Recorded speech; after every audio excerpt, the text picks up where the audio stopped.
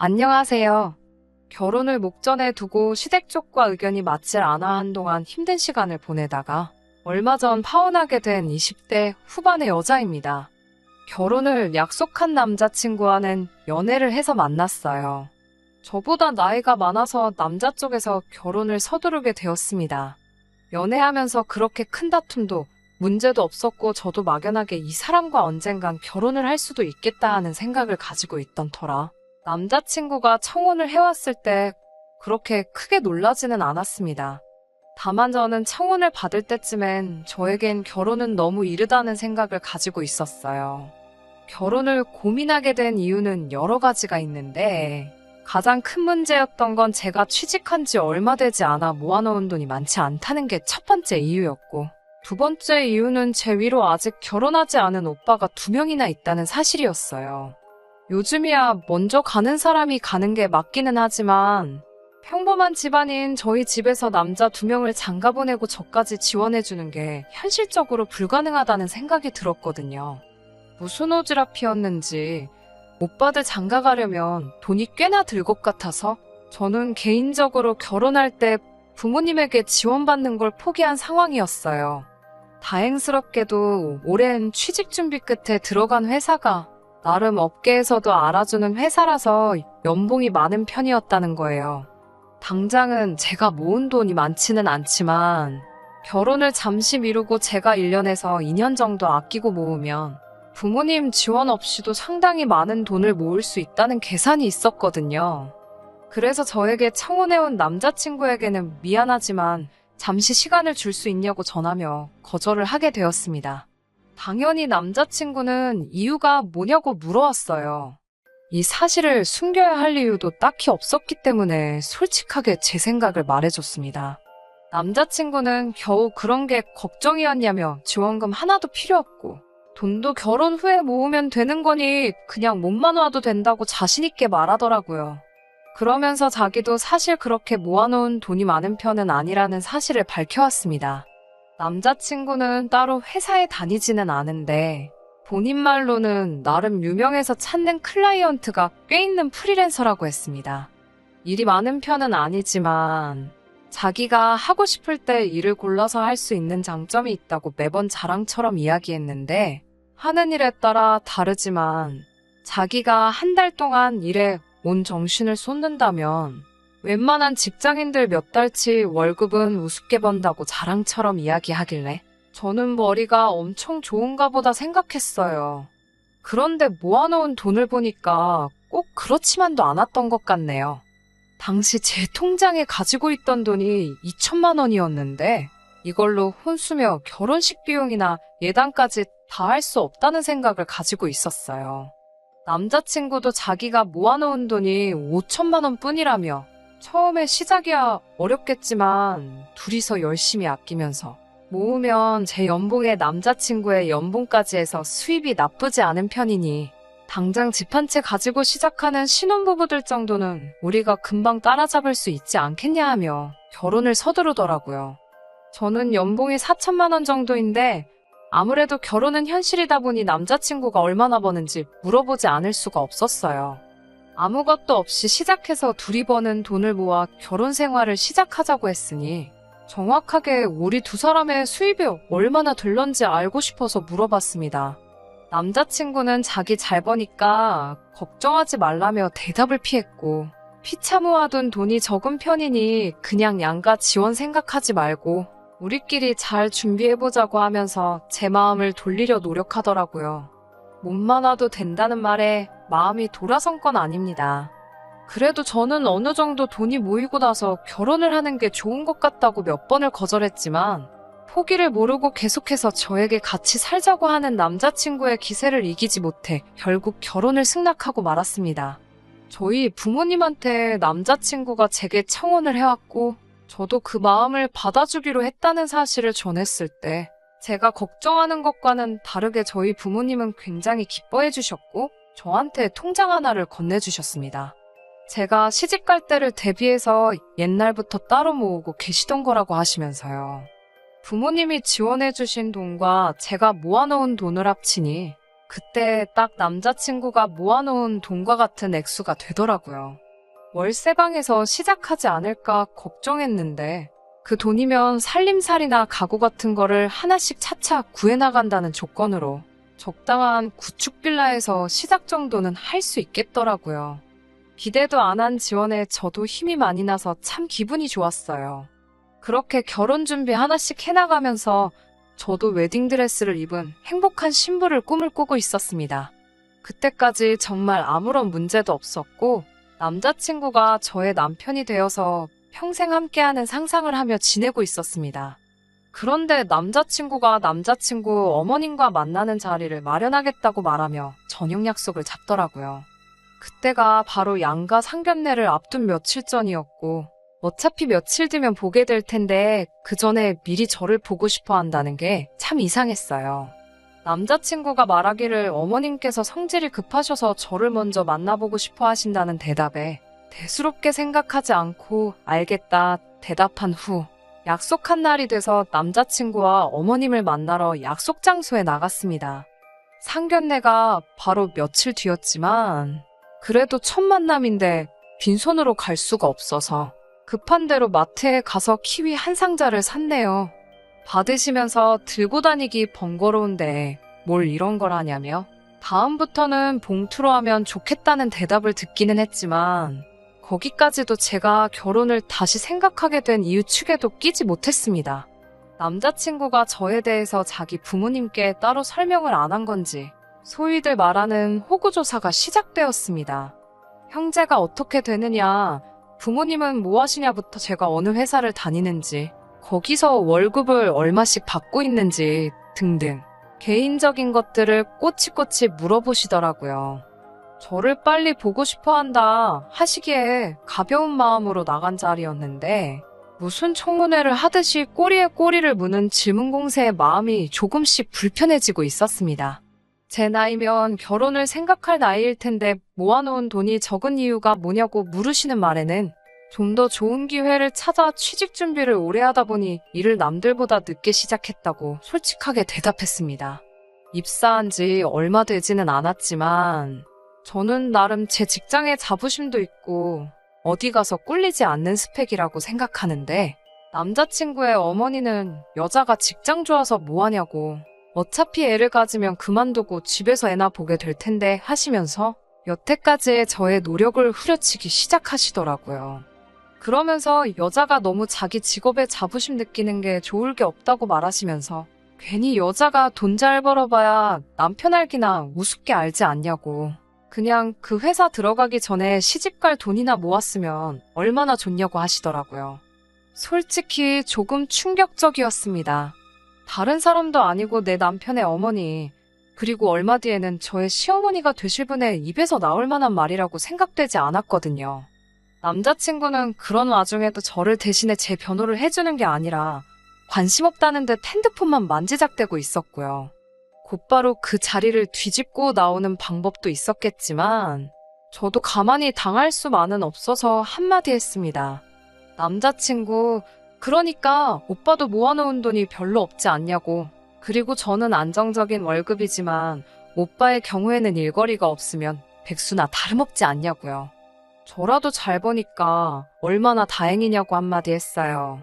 그제서야 남자친구는 제 편을 드는 게 아니라 제 말에 발끈해서 자기가 업계에서 얼마나 유명한지나 아냐면서 마지막으로 진행한 프로젝트가 얼마짜리였는 줄 아냐고 그걸로 얼마를 벌었네 하면서 자기가 마음만 먹고 일하면 제 연봉은 아주 명함도 못 꺼낼 정도로 벌 수 있다고 말하더라고요. 그래서 잘 됐네. 그럼 결혼하고 나서는 일 골라서 설렁설렁 하지 말고 주말에만 쉰다고 생각하고 저랑 똑같이 주 5일을 근무하면 되겠다고? 그러면 없이 시작하는 결혼이라도 금방 자리 잡지 않겠냐고 웃으면서 대답해줬습니다. 그렇게 말하니 남자친구가 금세 꼬리를 내리고 결혼하면 일 열심히 해야지 중얼거리면서 정확한 대답을 피하더라고요. 여태까지 저만 후려치고 계시다가 제가 남자친구를 무시하는 발언을 하니 가만히 있을 어머님이 아니셨지요. 저보고 말하는 것 좀 보라고 하면서 이래서 자기가 돈 잘 번다고 생각하는 여자들이 안 된다고 하시면서 여자는 남편 알기를 어려운 줄 알아야 한다고. 결혼하고 나면 남편한테 하는 행동거지부터 가르쳐줘야겠다고 하시더라고요. 그리고 이 자리를 만든 본론을 꺼내시더군요. 저랑 남자친구가 결혼을 위해 1억을 모아놓은 걸 알고 있다고 하시면서 우리 아들이 엄마 생각해서 부모 도움 없이 결혼하기로 생각한 건 참 장하다고 생각하긴 하지만 어떻게 또 부모가 된 입장에서 아무런 도움도 주지 않겠냐고 하시며 신혼집 마련을 위해 1억을 해주시겠다 하시더라고요. 어머님의 의외의 발언에 기대도 한 적이 없는데 대뜸 그렇게 큰 돈을 지원해 주신다니 감사하다고 말씀드렸어요. 그랬더니 적어보라고 하면서 아까까지는 눈 땡그랗게 뜨고 따박따박 말대꾸를 하더니 돈 준다니까 곧바로 표정 바뀌는 거 보라며 깔깔대시더라고요. 그러면서 우리 아들 보고 주는 거지 저를 보고 주는 게 아니라고 강조하시면서 집 명의는 남자친구 명의로 하자고 하는 겁니다. 지원해주시는 돈을 합쳐서 남자 쪽이 더 큰 금액을 해오는 건 사실이지만 사실 그 돈까지 합쳐봐야 적당한 집 구하기는 하늘의 별 따기일 테고 적당한 집을 구하려면 이젠 분명히 대출을 끼고 들어가야 할 텐데 대출은 같이 갚아나가면서 명의는 남자친구의 명의로 해야 한다 강조하시니 조금 당황스러웠어요.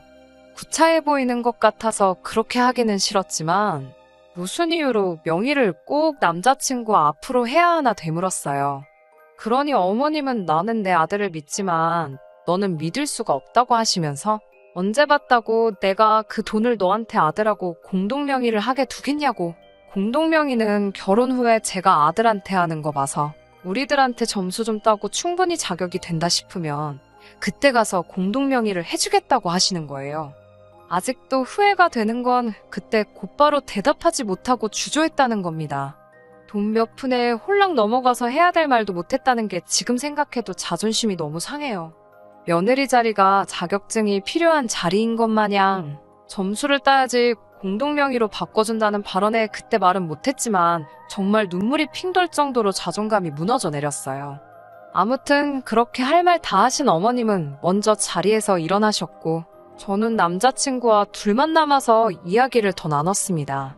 얼마 전까지만 해도 우리 돈 많이 모으지 못한 게 뭐가 문제냐고 맨 땅에서 같이 시작하자고 몸만 와도 괜찮다며 낭만을 부르짖던 남자친구도 어머님이 지원해 주신다는 그 돈 몇 푼의 기고만장에서 아주 저를 아래로 깔아뭉개며 대하더라고요.